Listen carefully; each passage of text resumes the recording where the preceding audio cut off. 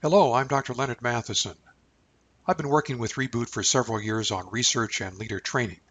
As you know, we've taken a faith-based approach to trauma recovery that's very effective for veterans, firefighters, and law enforcement. Today I want to tell you about what I do as a psychologist to improve emotional resilience and brain health in the face of severe stress. It's called brain restorative sleep, and that's exactly what it does. Your brain needs sleep to restore itself. 5 cycles of deep and restful sleep.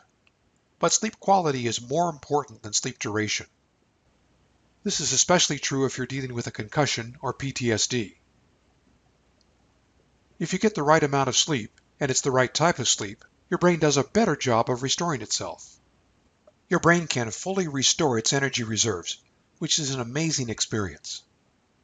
The right sleep improves attention and memory.